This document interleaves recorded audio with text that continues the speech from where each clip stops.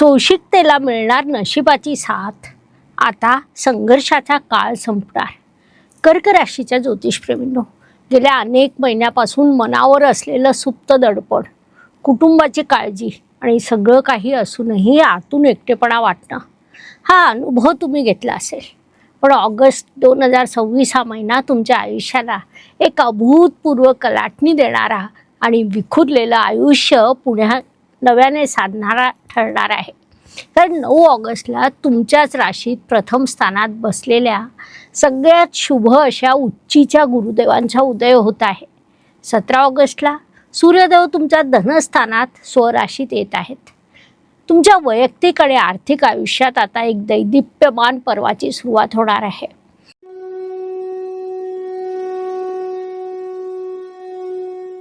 कर्क राशीच्या ज्योतिषप्रेमींनो, तुम्ही राशी चक्रातील चौथी म्हणजे जलतत्वाची आणि चंद्र मालक असलेली संवेदनशील रास आहात. तुमचा स्वभाव कसा आहे? अत्यंत दयाळू, काळजीवाहू, भावनिक, कुटुंबासाठी आणि जवळच्या माणसासाठी काहीही करण्याची तयारी असलेला, उत्कृष्ट कल्पनाशक्ती आणि तीव्र अंतर्ज्ञान, इंट्युशन पॉवर तुमच्यात आहे. वरून कडक पण आतून अत्यंत मऊ आणि प्रेमळ स्वभाव. तुमचं मन हेच तुमचं सर्वस्व आहे आणि तुमचा हाच इतरांना समजून घेण्याचा स्वभाव या महिन्यात तुम्हाला लोकांचं प्रचंड प्रेम आणि पाठिंबा मिळवून देणार आहे. या महिन्याचा मंत्र आहे, भावनांना जेव्हा आत्मविश्वासाची आणि संयमाची जोड मिळते तेव्हा जगातील कोणतीही कठीण परिस्थिती तुम्हाला नमवू शकत नाही. या महिन्याचा पॉवर वर्ड आहे सुरक्षितता. या महिन्याचे हिरो प्लॅनेट आहेत गुरुदेव. कारण 9 ऑगस्टला तुमच्याच राशीत प्रथम स्थानात बसलेल्या उच्चीच्या गुरुचा उदय होत आहे. हा उदय तुमच्या व्यक्तिमत्वाला, बुद्धीला आणि भाग्याला एका रात्रीत नवी चकाकी देणार आहे. या महिन्यात 5 चुका अवश्य टाळा. 2 ऑगस्टला मंगळ तुमच्या 12व्या घरात जात असल्याने विनाकारण कोर्ट कचेरीचे वाद ओढवून घेऊ नका किंवा रात्रीचे प्रवास शक्यतो टाळा. 1 ऑगस्टपासून शुक्र ग्रह 3ऱ्या घरात नीच राशीत जात असल्याने शेजाऱ्यांशी किंवा लहान भावंडांशी क्षुल्लक गोष्टीवरून वाद टाळा. 18 ऑगस्टला बुध अस्त होत असल्याने पैशाच्या गुंतवणुकीचे व्यवहार अत्यंत सावधगिरीने करा. अतिसंवेदनशील बनून कोणाच्याही बोलण्याच्या मनाला विनाकारण त्रास करू नका. आणि 5वं आणि शेवटचं, आरोग्याकडे, विशेषतः उष्णतेकडे, डोळ्यांच्या तक्रारीकडे अजिबात दुर्लक्ष करू नका. कर्क राशीच्या ज्योतिषप्रेमींनो, तुमच्या धनस्थानाचा स्वामी सूर्य 17 ऑगस्टला स्वतःच्याच घरात स्वराशीत येत आहे. त्यामुळे महिन्याच्या उत्तरार्ध तुम्हाला आर्थिक बाजू कमालीची मजबूत होईल. अडकलेले पैसे कौटुंबिक प्रभावाने परत मिळतील. बुध 5 ऑगस्टला कर्क राशीत आणि 22 ऑगस्टला सिंह राशीत म्हणजे जाणार आहे. अर्थात 5 ऑगस्टला तुमच्या राशीत आणि 22 ऑगस्टला तुमच्या धनस्थानात जाणार आहे. 18 ऑगस्टला बुध अस्त होत असल्याने बोलताना कुटुंबात गोडवा ठेवा. जिथे शब्दांपेक्षा आदर जास्त असतो तिथे लक्ष्मी कायमचं वास्तव्य करते. घरात शुभ कार्य ठरतील. 1 ऑगस्टला शुक्र तुमच्या 3ऱ्या घरात नीच राशीत प्रवेश करत आहे. यामुळे तुम्हाला तुमच्या कष्टांचं फळ मिळायला सुरुवातीला थोडा उशीर वाटू शकतो. प्रवासाचे योग येतील. प्रवासादरम्यान मौल्यवान वस्तू सांभाळा. 5 ऑगस्ट नंतर बुधाचं पाठबळ मिळाल्याने तुमच्या प्रयत्नांना गती येईल. उच्चीच्या गुरुची 5वी अमृत दृष्टी तुमच्या 5व्या घरावर, 7वी दृष्टी तुमच्या 7व्या घरावर आणि 9वी दृष्टी 9व घरावर आहे.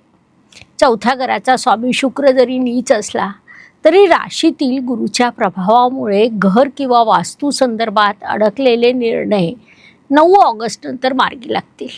आईच्या तब्येतीची काळजी दूर होईल. तिचे आशीर्वाद तुम्हाला लाभतील. विद्यार्थ्यांसाठी 5 ऑगस्ट नंतर बुधाची स्थिती अभ्यासातील अडथळे दूर करेल. विशेषतः जे विद्यार्थी कला किंवा वाणिज्य शाखेत आहेत त्यांना उत्तम यश मिळेल. प्रेम संबंधामध्ये तिसऱ्या घरातील नीच शुक्रामुळे संवादात अंतर पडू शकतं. गैरसमज वाढू देऊ नका. विवाह इच्छुकांसाठी 9 ऑगस्ट हा दिवस वरदान ठरेल. राशीतील गुरुचा उदय विवाह जुळवण्यासाठी अत्यंत हुकमी योग निर्माण करेल. कर्क राशीच्या ज्योतिषप्रेमींनो, जेव्हा तुम्ही एखाद्यावर मनापासून प्रेम करता किंवा विश्वास ठेवता तेव्हा बुद्धीपेक्षा हृदयाचं ऐकणं तुम्हाला जास्त आवडतं का? तुमचं उत्तर कमेंटमध्ये नक्की लिहा. आरोग्याच्या दृष्टीने 2 ऑगस्ट नंतर मंगळ 12व्या घरात जात असल्याने डोळ्यांचे विकार, उष्णता किंवा झोपेची समस्या जाणवू शकते. प्राणायाम अत्यंत आवश्यक आहे. शरीर साथ देईल तरच मनाचे संकल्प पूर्ण करता येतात. 9 ऑगस्टला गुरुदेवांचा उदय होत असल्याने जुन्या आजारांमधून किंवा कर्जाच्या विळख्यातून बाहेर पडण्याचे मार्ग मोकळे होतील. कोर्टाच्या कामाला सकारात्मक वळण मिळेल. 17 ऑगस्टला धनस्थानात येणारे सूर्यदेव आणि कर्मेश मंगळाचे 12व्या स्थानातील गोचर नोकरी करणाऱ्यांना परदेशाशी संबंधित किंवा मोठ्या कंपन्यातून नवीन संधी मिळवून देईल. बदल करू इच्छिणाऱ्यांसाठी महिन्याचा उत्तरार्ध उत्तम आहे. व्यावसायिकांसाठी 22 ऑगस्ट नंतरचा काळ नवीन गुंतवणूक आणि व्यवसायाच्या विस्तारासाठी अत्यंत फायदेशीर ठरेल. कर्क राशीच्या ज्योतिषप्रेमींनो, महाभारतातील माता कुंतीचा स्वभाव आठवा. त्यांनी संपूर्ण आयुष्य अत्यंत शोषिकतेने आणि कुटुंबाच्या काळजीपोटी व्यतीत केलं, पण कधीही आपला धर्म आणि वात्सल्य सोडले नाही. शेवटी याच शोषिकतेला भगवंताचं बळ मिळालं. कर्क राशी कुंती मातेसारखी मातृत्वाचा आणि त्यागाचा अंश आहे. ऑगस्ट महिन्यात राशीतील गुरुचा उदय तुमच्या याच शोषिकतेची चीज करणार आहे.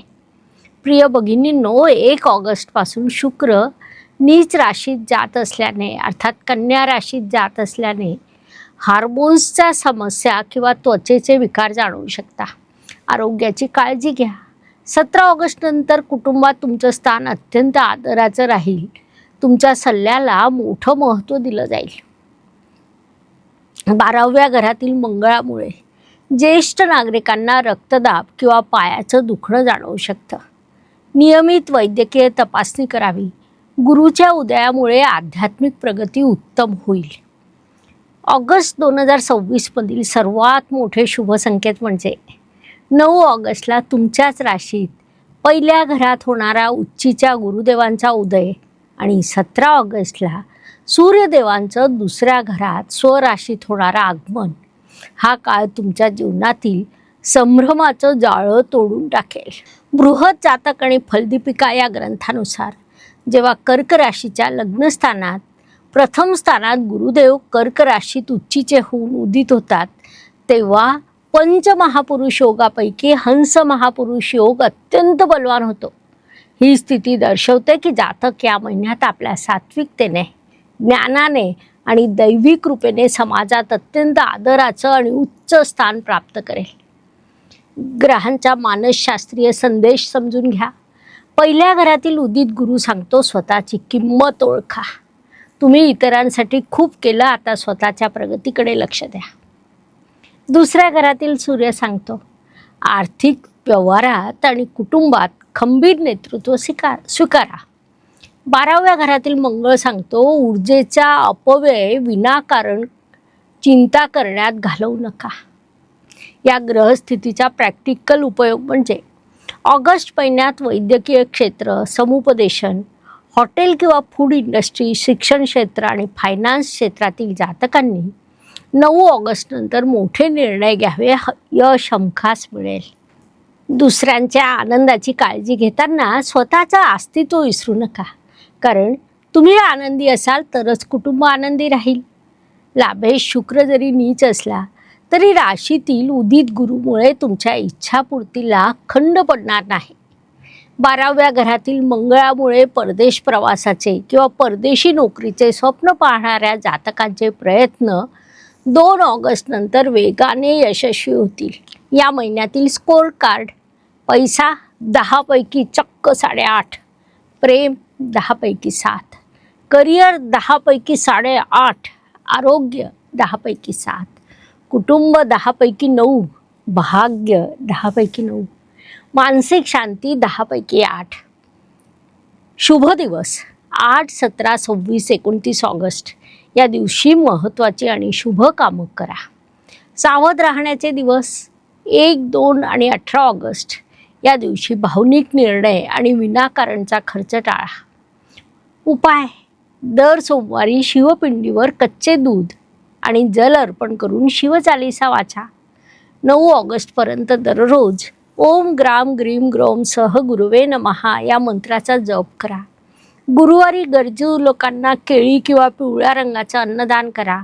सेट्रिन ब्रेसलेट धारण केल्यास मनाची चलबिचल थांबेल, मानसिक शांतता लाभेल. कर्क राशीच्या ज्योतिषप्रेमींनो, लक्षात ठेवा, समुद्राला भरती येण्यापूर्वी पाणी थोडं मागे जातं. त्या हरल्याचं लक्षण नसतं.